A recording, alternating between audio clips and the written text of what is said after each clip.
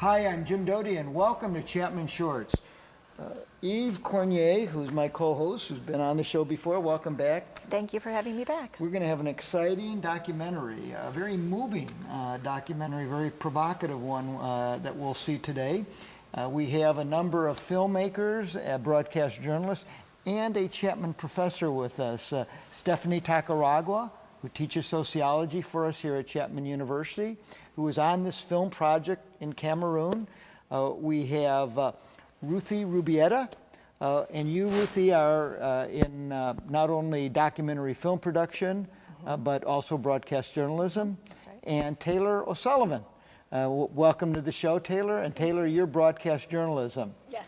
And you were all in Cameroon, Africa, to do a film. Stephanie is a sociologist. How in the world did you get involved in a film project, Chapman film project, in Cameroon, Africa? Well, for me, luckily, I have a background in documentary and ethnographic film, because part of what I was studying for sociology and anthropology is the way that culture is expressed through visual media. So that's my area of expertise. And luckily, actually, one of my early professors when I was an undergrad at USC was Michael Kowalski, who teaches in Dodge in the film program. So through that connection, I was invited to join as the Wilkinson representative to give some sort of cultural context for the trip, hopefully, ideally. And how did you young ladies get involved in the project? It was an application process. This was a scholarship opportunity. We had a donor with incredible vision for some work that could be done in Africa. And so we applied and we were interviewed, and it was a very rigorous process, and we were graciously selected. And in that class we were able to do some research and figure out which organization interested us and which cause was of interest. And according to the cause, we kind of united as a group. So your group was actually formed by the interest. Mm-hmm. You've all chosen the same interest, the same project, and you guys were united in that particular way. That's right. Now, could you tell me, I couldn't help but notice your beautiful dresses. Could you tell us how this came about? Well, we worked with the Global Welfare Association, also known as GLOWA, and they're in Bamenda, Cameroon, and we spent about 48 hours with them, and overnight they had measured all of us. There were 5 of us in the group, and by the next morning they had complete garments ready for us, just as an expression of gratitude. All of the same print. This is some of Cameroon's finest material. So we are just incredibly blessed to get to wear these dresses. It looks beautiful on you ladies. Thank you. How did it come about that you all decided to do this particular subject matter? Was it something in your past, or your something that interested you all along the way? Gosh, that's a deep one. I think, well, for me, I can speak for myself. It started with just understanding, like through some of the work that I'd been doing at Chapman, that trafficking is a problem not only in Europe but also here. In Orange County there have been 43 cases of trafficking alone in the last couple of years. So it's a big problem, and I just kind of was turned on to it through some research. And then after looking into organizations in Africa that were dedicated to combating child trafficking, we started to make contact with them, and we could hear the passion in their voices. And I think that's really what their dedication is, really what brought us in. So you're not just dumped in Cameroon, Africa, and say, produce a film. You did some work beforehand, like a semester. You did an actual course. Yeah, you worked together. We had an entire pre-production course, and so during that time we were able to research and look at different organizations. In that time we actually narrowed down what country we specifically wanted to visit, and then from there we narrowed down different NGOs that we were interested in working in. And then, like Ruthie was saying, we kind of came together as a group when we found out that this is a topic that we all were interested in. Well, and then when you did this topic, when you did you actually at the point when you said this is what we're going to do, is that what determined what students would be involved in that particular documentary production? Basically, yeah, because there were 12 of us in the class, and each one of us, we were pitching different topics. And so, there was one group that was really focused on spreading the word about bushmeat, and there was another group that was really dedicated to indigenous peoples, like the Baka. And then our group, we really are interested in human rights, and specifically children, and the violation of their rights and sexual exploitation in Cameroon. So we were just, those ended up being the three main categories, I think, and we just kind of funneled into them. How did you name your film? How did that come about? Well, honestly... which is Notre Joie, Notre Vie. Notre Joie, For Notre those Vie. French-speaking people out there, our joy, our life. That's right, that's right. It's actually a line out of the Cameroon national anthem. And I don't have it memorized, but it just talks about the brothers and sisters of the land being united and serving, and it's glorious and it's wonderful. And just the reflection of what's actually happening in Cameroon in contrast to what the national anthem states. I mean, it's kind of a sad irony, and we found that to be really intriguing. Stephanie, I'm interested that you're a sociologist, you had broadcast journalism. There's some students that aren't even here, Yes. But were involved in the film that were actual film students. So it sounds like it was a really good mix. cross-cultural Yeah. and cross-fertilization of ideas. And I think that's part of what they're looking for with this particular project, is to have interdisciplinary, working together processes, because Joey Huddleston, who was a sociology student, and Tasha Hunter, who was the film production graduate student, all had different things that they were focused on. For example, this project was actually Ruthie's, because each of the 12 students pitched a project, and this was the one that she had sort of decided on. And in a lot of ways, it was her passion that allowed us to come to the project as well. And Joey was bringing to it a certain kind of social awareness, and Tasha was very good at reminding us that there were a lot of practical issues in filmmaking that we really needed to bring together. So I think that, the idea behind the project of bringing together people with different backgrounds is, absolutely amazing. And I've never seen a project anywhere else like it. And I was just very happy to be able to be a part of it and to have such amazing people to work with. When we talked earlier about sexual trafficking, and we talked about the fact that there is actually not just women and young girls involved, but there's actually male trafficking as well. Yeah, that's true. There's domestic servitude, which is probably the #1 form of trafficking, and then sexual exploitation is high up there as well. And young men are subject to this as well. We've got Collins Verniba, who's in our film. He was kind of trapped in the cycle of domestic servitude, and that's not unusual. In Yaoundé, we were working with a different organization, and their name is Aseja, and through them we also were working with some young men who were subject to some really grotesque sexual exploitation situations by actually women who were offering them housing situations. So there's a lot of twisted kind of taking advantage of circumstances there. So you had a pre-production course. You go to Cameroon, Africa. You do the film. You do the production. Was there a post-production part of the course as well? Yes. It was. We had a full semester of So post-production. full semester before, then in Africa. So this is a long process. It really We is. spent a lot of time together. Before we see the film, Stephanie, if you were to identify the thing that you are most proud of in terms of your contribution, where you were a change agent in the film, what would it be? Uh-oh. Yeah. Really? Yeah. I really feel glad that I was just able to be a part of it, to watch the experience of the students, because I honestly believe that they learned more in the few weeks we were in Cameroon than they have possibly learned for multiple years in any educational environment. Because, it was interesting just to see what the expectations were beforehand and how much everybody grew up so quickly and really engaged in a very sort of commitment to wider issues in the world. That's interesting. That's an interesting perspective when you think of it, because you have a semester talking about it, you build up a certain kind of anticipation, and then you're actually there, and then you find out whether it's what you expected or not. Well, I think we've whetted our appetite enough to see Notre Joie, Notre Vie. Craig, let's roll.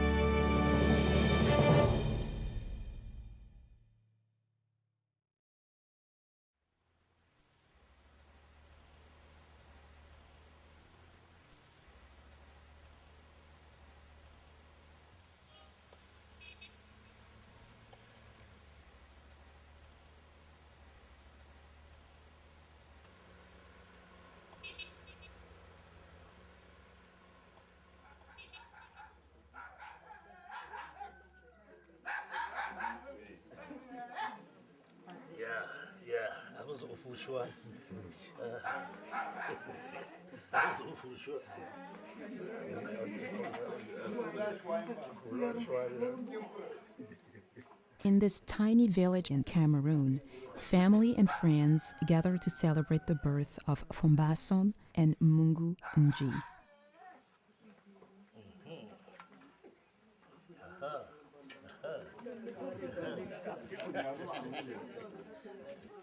In this unique traditional ceremony, these children receive blessings for their future. Nothing is guaranteed for Fombason and Mungu, but because of their stable, well-off family, numerous opportunities are likely to await them.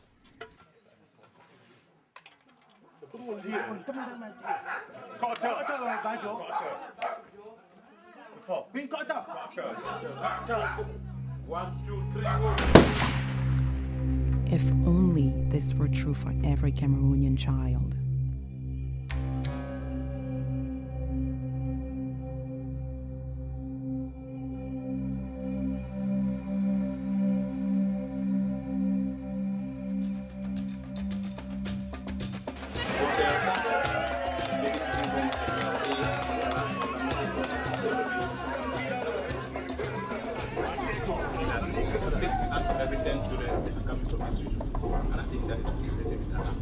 Now, what is child trafficking to the common man, to the man in the streets? What is child trafficking all about?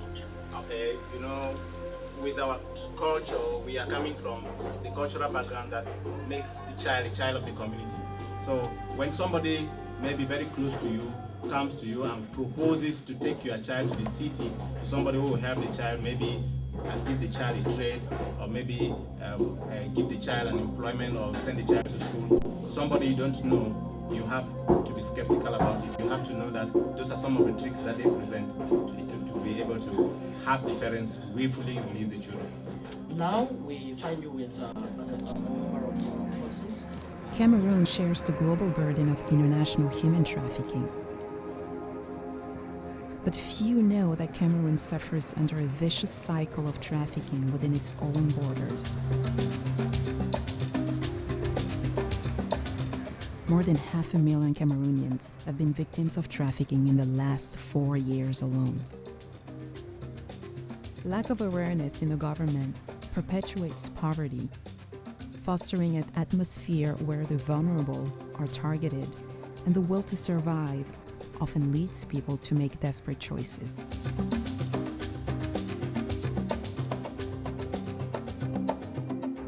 One non-governmental organization with a tiny budget and staff is trying to fight the scourge of trafficking by raising awareness and rehabilitating victims. Meet GLOWA, the Global Welfare Association. My name is Jamil Srichara-Chunji. I am one of the founding members of Global Welfare Association, GLOWA.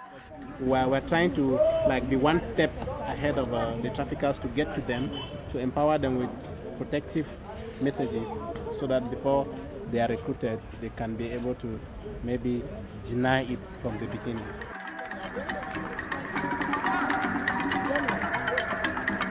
We have been working in Global Welfare Association to see how we can be able to through advocacy, to cause government to improve on the knowledge that people in the countryside have about the city, so as to combat trafficking and try to improve on parenting practices within the community.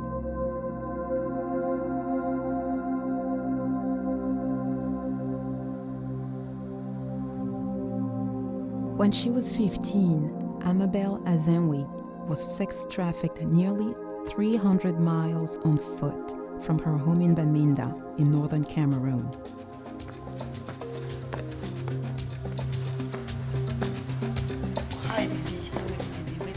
The sister made me think me to say I'm a man picking. The sister think me girl man picking anything money. Then beat me, then drive me up to the house. That the sister will sell her out to me and then receive money from the man. And then on top of it, she beats her and sends her out of the house.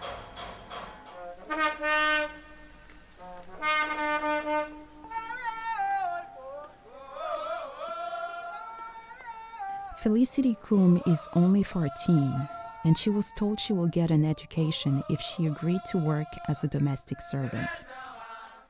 I started doing babysitting work and I have suffered from that for about 6 years without pay, and I have suffered from sexual harassment about 3 times out of working. When I went to a girl's place, she was at a university. She gave birth to a baby girl and she wanted a babysitter, so I went there, and she used to leave me home with her husband. He would force me to sleep with him. Trafficking is so relentless that even multiple generations or families fall prey. Forced by poverty, Madame Eveline Fortibui and several of her children have suffered continued exploitation. I'm a victim of trafficking. My children are also victims of this child trafficking. When I managed to complete primary school, because my father died when I was 6, when I managed and came out of primary school, one lady and the husband, they came and took me. I took care of their 3 children. I stayed with them for 5 years. So I came back. When they collected me, they said that when I helped them, they will also help me. But finally, I came back. I came back empty like that for 5 years. I did everything in the house. I was in charge of dry cleaning, cooking. I was even going to the farm, washing the car. For 5 years, I did it. But that is when, from that stage, that my life started crumbling until a point that I had to involve myself with their father, and the situation became worse.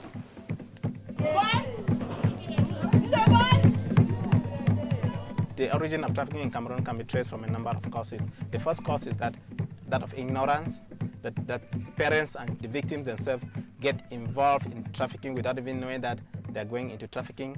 The major cause is that of poverty. Parents are unable to meet up with their responsibilities, and so they are looking for a way to push their children out of the pressure.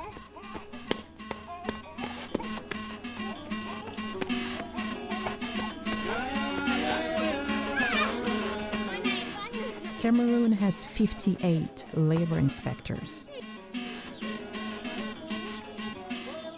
The population of Cameroon is 18 million.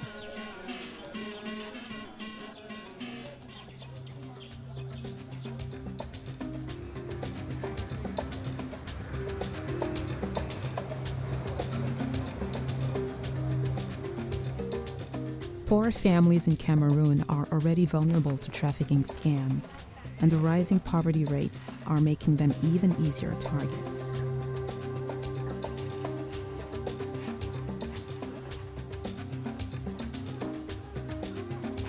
Fombason and Mungu have the support of both their parents.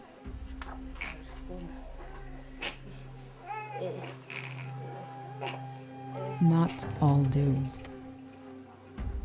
I'm an orphan. I lost my parents when I was still very young.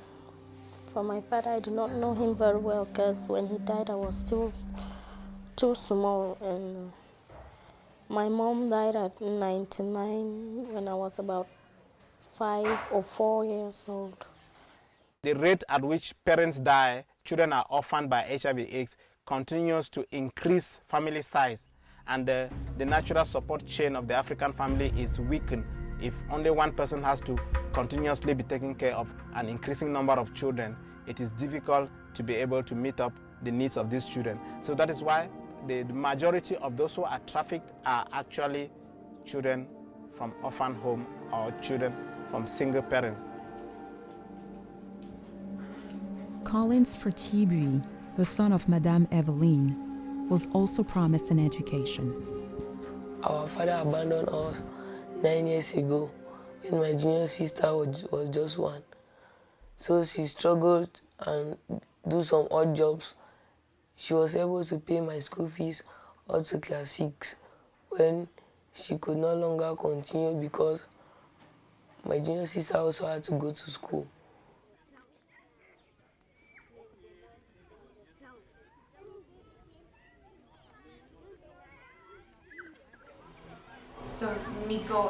stayed together? Yes. Okay. And would boys come to that house? No. His sister come to the house where Nico find and give me. Then the girls being boys inside the house. Okay, it's like when the Nico rented that house for her, the sister will come and then she will bring me to that house.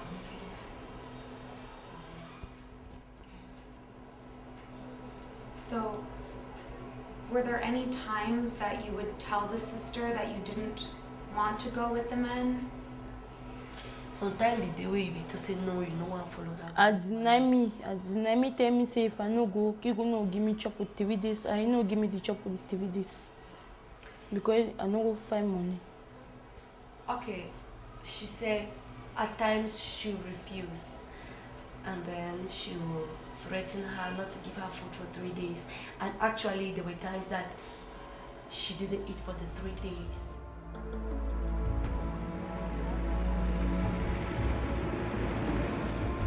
So one woman came and told her that she wants me to stay with her. She will take very good care of me, send me to school. But when I got there, she was maltreating me. When she gives food to all of us to eat, she sometimes sends me to go and eat in the garage, that I am not qualified to eat with her children. Many, they abused me. They did not only abuse me, but they always beat me. They beat you for what? They say that I'm a slave. They said that you were a slave. And deep down, you knew this wasn't right? Yes. I always go to school around 11 o'clock. She will give me all kinds of works to be doing. When I finish at 11, I'll take 3 miles to school and 3 miles back. So the school authorities, they gave me 56 absences and they want me. And the school authorities could no longer agree with my absences, so they had to send me away. When I was still young, I went to Douala, the littoral province, where one of the person who took me sent me to school. Here, I even my report cards were I schooled in Douala. So I wasn't able to complete the primary school because when they take me, they will say they will send me to school, but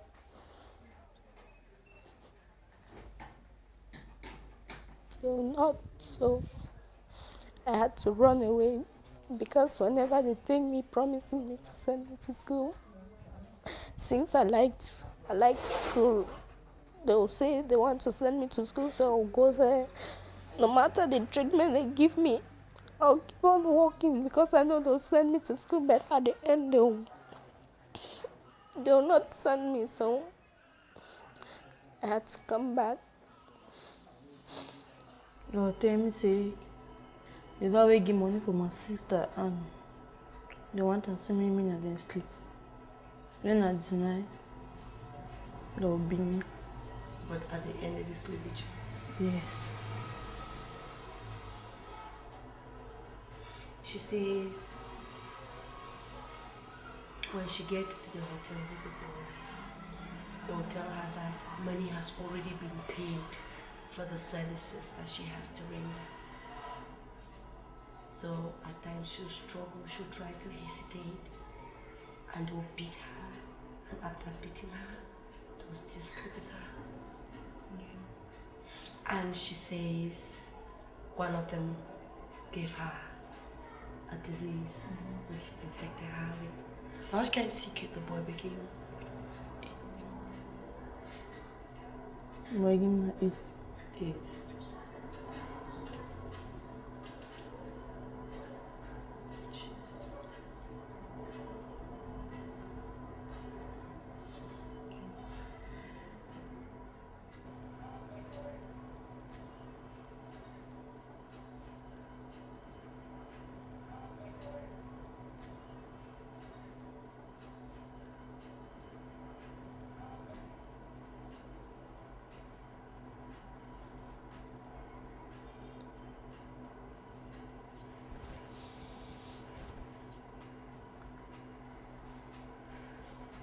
I am a mother.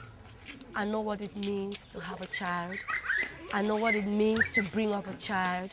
I know the pains of bringing to this world a child. I know the pains, the efforts, and everything that it takes, the sacrifices, to make sure that a child is fine. Her own situation was the worst I've ever heard in my entire life until I had to shed tears. It was so pathetic that a human being could be given out for money.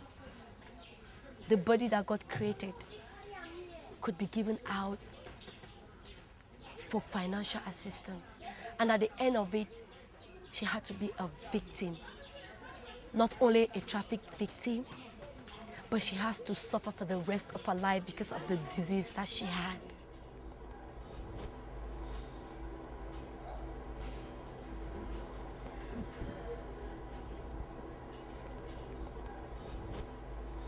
See the wickedness, hard-hearted people. They don't have passion. I don't know.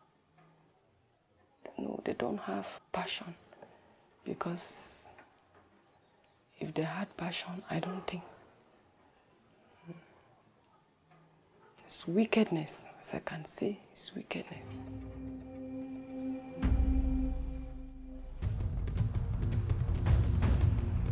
The Cameroon government has proven unable to combat its trafficking epidemic. Under the law, anyone who traffics or enslaves a child can face up to 20 years in jail. But since 2006, Cameroon has seen just 5 arrests of trafficking offenders, and none have faced prosecution.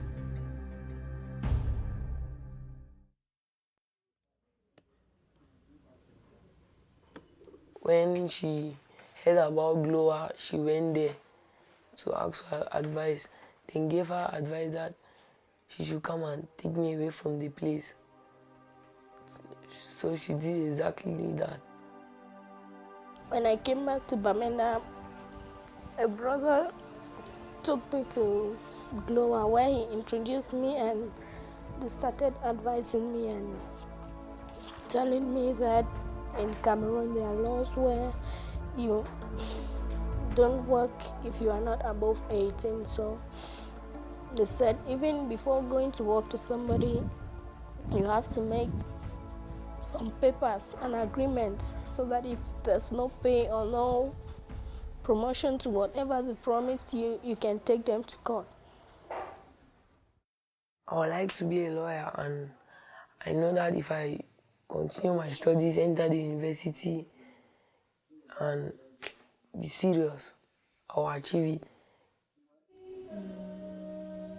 Now, lastly, what advice would you give to children and the populace as a whole? The first advice I would like to give to children, especially those who are already serving, is that they should rise above the language of silence. Everybody, all the children are speaking the same language, that of silence. It is very difficult to get a child come up and testify. And I want to say that we have the moral obligation. Each and every one of us has the moral obligation to at least, if you notice a case, report to the police, report to the social affairs, there are so many NGOs around. If you can't handle it, just inform somebody that something is happening there. And I think when each and every one of us begins to say we will not tolerate trafficking, it will be already a big step.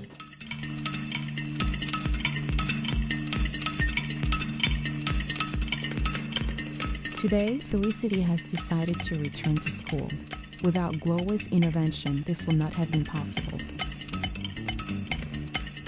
GLOWA carried the cost of Amabel's tests and the treatment for her infections. Amabel now sells fruit with her mother in the market and hopes to someday own her own business. Evelyn, Collins, and her other children risk losing their home.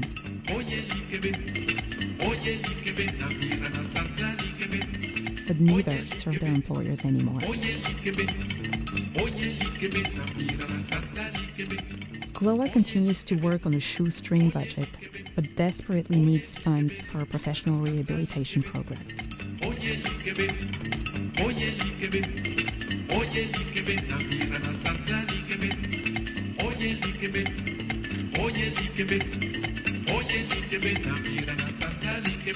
Fombason and Mungu just started crawling. We hear that Fombason is a bit faster.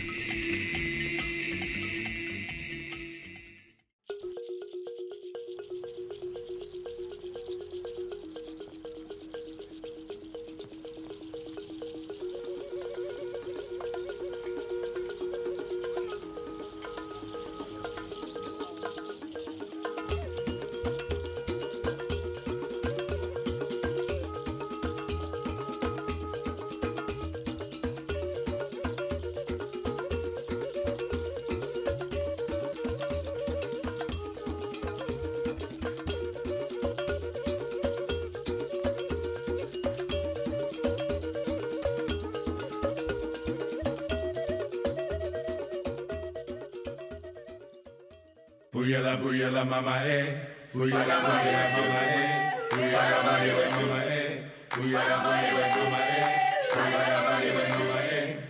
buyala mama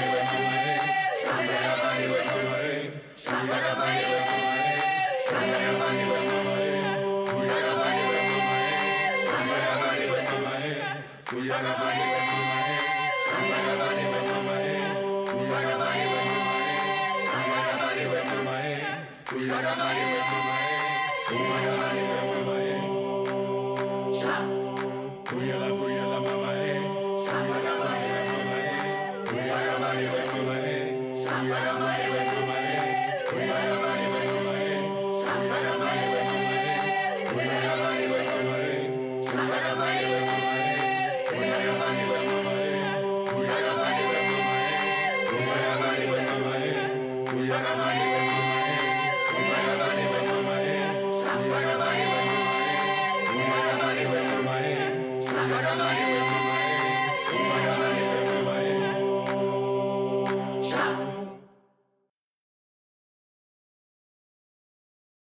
Wow, what a moving documentary. I love the medium of documentary production and the important messages that can be presented. I just got back from Sundance where I saw a number of excellent ones, but I think the most moving scene I've ever seen in a documentary are the two women talking, one the translator, and after the revelation that she has AIDS, her reaction to that. Tell me about that scene. How did that come about? Was it a shock to you, and who was filming it? Yeah, that was the interview that I set up, and I was sitting next to them just weeping the whole time, because this story was so incredibly painful and horrible to even just pay witness to, and it was. So you didn't know where it was going? I had no idea where it was going. We just knew like this was a young woman that GLOWA works with, and we'd just been getting to know her, and we wanted to get some of her story, and she just told us everything, and it was a grueling process actually, because it just kept getting worse and worse and worse, and so that it lasted about 45 minutes, and it was probably the heaviest moment of my trip. Yeah. I'd have to agree with Jen that scene where they're talking and she's the interpreter, and I'm sure that in her work she has heard and seen just about everything in the world. And yet she had such empathy and feeling for this young woman that she actually broke down and cried herself, and she couldn't stop herself. Mm-hmm. And in your films there was a mention of passion, and passion drives so many of us, and I know it drove you to make this film. But there was also mention of wickedness. Do you recall the lady who talked about wickedness? Mm-hmm. And it's a terrible thing to see wickedness and passion together. But they mentioned in the film that the two causes were poverty and ignorance. Which one of those two do you think will be easier to overcome in the coming years? I would say probably ignorance, and that's what GLOWA is trying to do, to raise awareness, to get the message out there that, trafficking is a problem. Jamil's continually said that their goal is to have children break the silence and talk about it. And I think poverty is a huge, huge problem, and I think ultimately it's going to be easier to overcome the issue of silence versus poverty. Stephanie, given your background in anthropology, sociology, how does that come to bear in this issue on the topic of poverty? I'm an economist, of course. Yes. And when you see corruption and lack of freedom and the horrible consequences of colonialism, it's really frustrating, and one almost gives up. What's your thought? What are your thoughts? It is really problematic because it's so deeply embedded within the system, and when they talk about the poverty and the ignorance, part of that is the parents of the children don't have opportunities for education. There are certain cities, most of the cities don't have anything beyond primary education, so the children, once they reach a certain age, and it's 8 or 10, it's fairly young, their education will stop entirely unless they go to another city.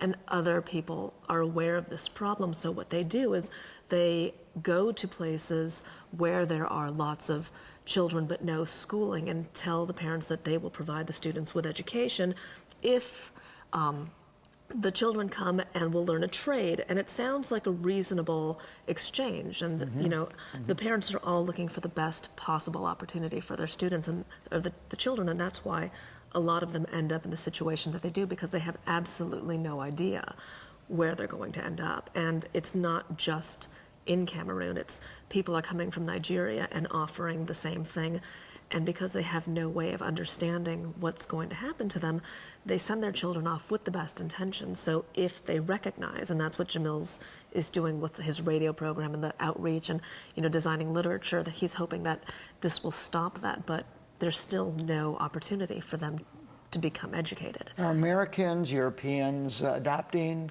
Cameroonian kids? It's mostly they're mostly being sent to Europe. It's not so much an American export, but it's definitely happening in Europe, and they're like a source and a transit destination for trafficking. So there's an agency. I mean, you're saying it's trafficking, not just a legal adoption where you have good parents taking these kids? Oh yeah, they're being trafficked to other Europe as well. To Europe as well. What about just legal adoption for these young kids? That same thing, where you have parents who, for the good of their children, feel that they would have a better opportunity elsewhere. Is that going on at all? That's not something we encountered at all. It very well may be. I know that some people have watched these films and they're really eager to support the children, but we don't know anything about illegal adoption. It may be happening though. I noticed that there were several references to religion, God, helping in this. Are religions involved? Is the Roman Catholic Church involved? Is GLOWA a Christian organization? They're not Christian by nature. I think that many of them are Christians, and there are some churches that actually we've been in touch with here in Los Angeles who, there's a Presbyterian church in LA who works with GLOWA a lot, and so I know that there are some religious ties. My God, it just seems so frustrating that did you feel any hope at the end, or just total frustration as you were leaving the country? I felt a lot of hope, I have to say, because in spite of all of the problems, for example, the woman, Magdalene, who was interviewing Amabel, she works full-time for GLOWA and is unpaid because the organization does not have the funds to actually salary their employees. They're working for free for a better future.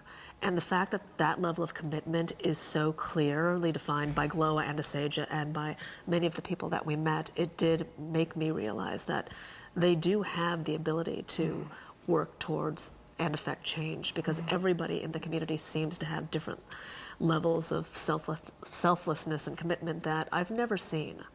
And so I think that's one of the things that made it really, in a lot of ways, educational for us.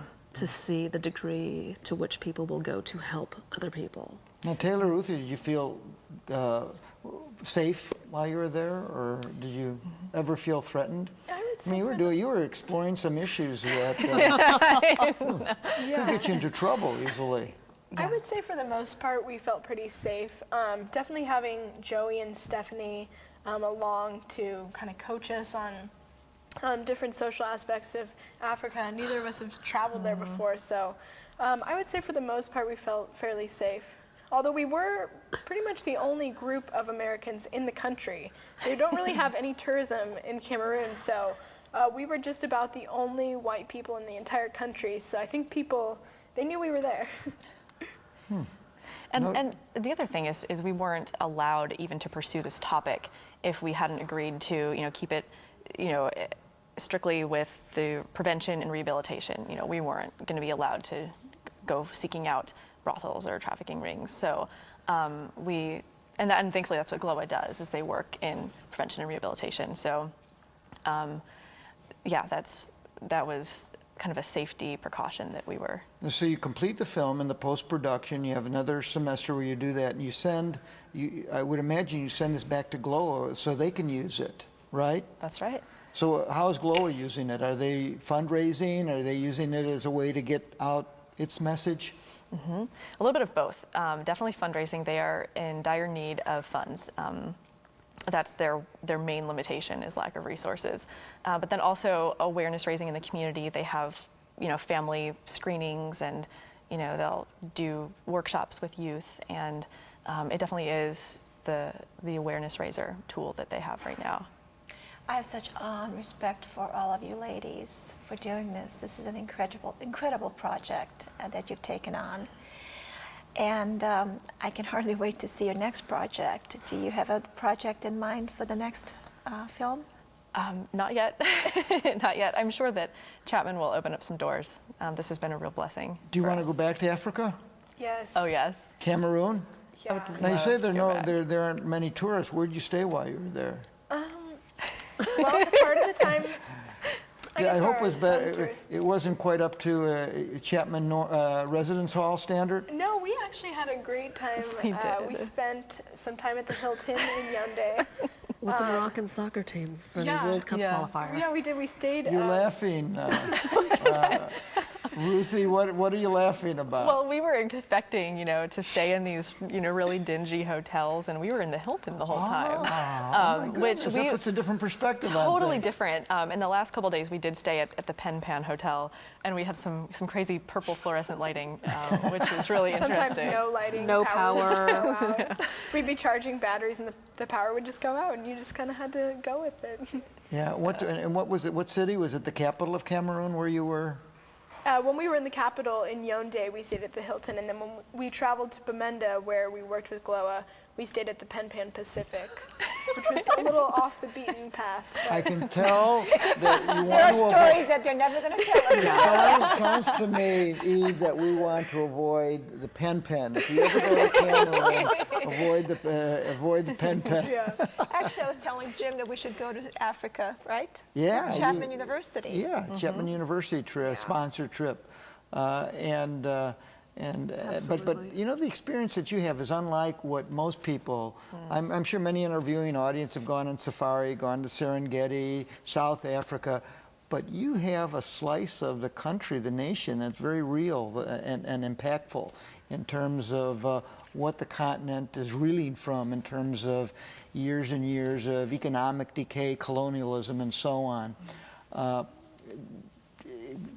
Do you feel that, getting back to the issue of poverty, not ignorance, that was a great question you asked before, the two issues. You're not economists, you didn't study economics, but did you glean anything, and did you come up with any conclusion as to what may be the root cause of this poverty? Gosh, the root cause of the poverty. Because I can't help but think that it's the poverty that leads to the problem, and you're helping on the educational side, getting the information out. But until you can get over the hump in terms of giving these people opportunities, livelihood, job prospects, something hopeful where when they have their kids, they will have the means so that they can ultimately become educated and well taken for and so on. And so tragic that these families don't have that opportunity and they sell off their kids. But unless the economy improves, you're not going to see a way out. That's why I'm just wondering if you saw any what are the things that led to that kind of gut-wrenching poverty? Because maybe if you can identify those things, maybe that's the way out. Well, one thing that I learned in post-production, actually working with our narrator, she's very knowledgeable. She's really full of information. But what I learned is just that this is such a systemic problem.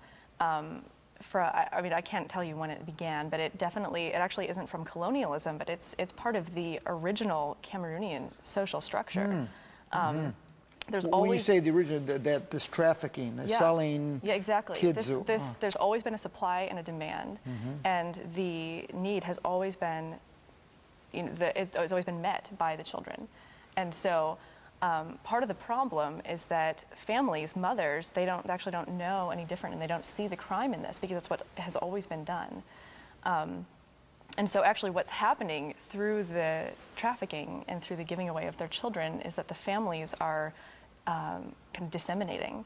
And so that what's going to continue to happen unless families start to understand, oh, we need to keep our children because then we have better hope for the future. And I mean, the poverty question is really a tough one, Jim, because it's going to take a complete overhaul of the society. You have to completely reverse it. You know, it's just so gut-wrenching to see these problems, and I know we explored the idea that through this documentary, you're helping get the message out. But unless you could do something about the poverty, it just seems like this problem will continue and maybe even get worse. Did you see anything as you were there about the economics, the politics, the social political kind of infrastructure that gives you any hope for the future in terms of these people getting out of this vicious cycle? That's a really good question, Jim. One thing that we learned actually in post-production, just working with our translator and narrator, she brought to our attention that this cycle of trafficking is not actually a result of colonialism, but it's something that began with the onset of Cameroonian society. It's something that is inherent to the society. So the drug trafficking itself was something that is cultural. Exactly. It's been happening for hundreds of years. And I don't think it started out as drug trafficking, but there was always a supply and demand kind of scenario for, there's poverty and who is going to work, who needs to work, who needs to put a roof over the head and feed the kids. And so parents are going to willfully give their children to the higher ups who need labor, cheap labor. And child laborers. Yeah. Exactly. But I want to also add the fact that with the HIV and the AIDS virus, a lot of the families have become single family. And so that also puts a burden on the family and poverty. And makes it worse. It makes it a lot worse. Yeah. But I do have one question for you ladies. When you wrapped up this film, what's the one thing you took away with it? When you walked away from this film, what is it that you walked away with? I just felt like people had a lot more power and agency in them. They are willing to do amazing things for other people and to create a better future. And that was really empowering for me, and also just, again, to watch them grow and learn so quickly and to actually see what the rest of the world is like.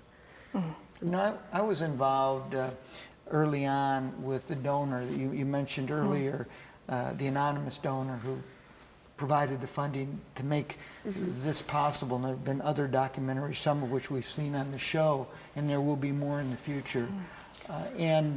His dream, his vision, if you will, was that he had helped other students study abroad to help NGOs, non-governmental institutions like GLOWA.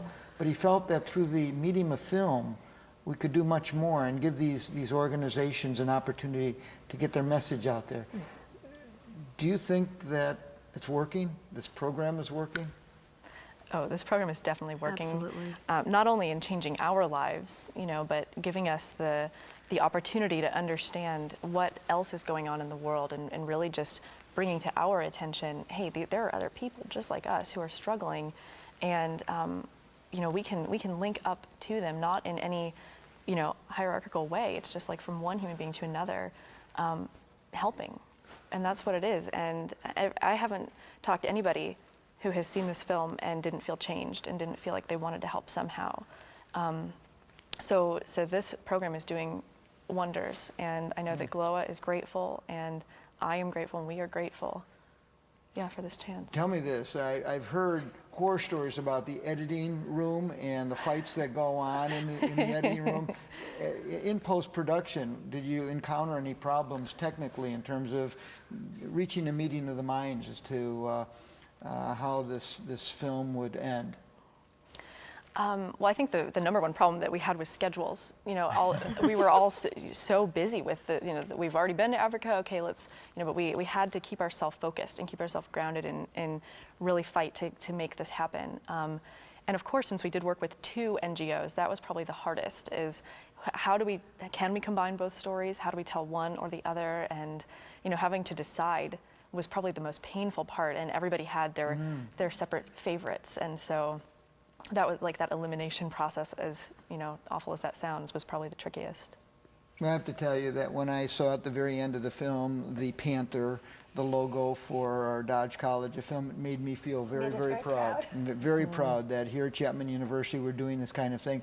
And just before we close, I just have to ask that whoever did those dresses for you, I hope you can contact that person and find out if they make men's shirts with that fabric, because I could see, can't you see Jim Doti in that kind of fabric? Oh, absolutely. I could see it. It brings out my green eyes, I think. Kidding aside, I want to thank you, both of you students, for your work and producing a product that is having an impact in our world and helping an organization in Africa that obviously needs help. And Stephanie, heartfelt gratitude to you as a professor to leave the friendly confines of our beautiful campus and go to Africa and play a role in making this kind of incredible documentary possible. Thank you for allowing us to also, without the university, this never would have happened, and I think it is an amazing opportunity for everybody. Thank you. And don't forget that shirt for me. Thanks again. Thank you. Thank you.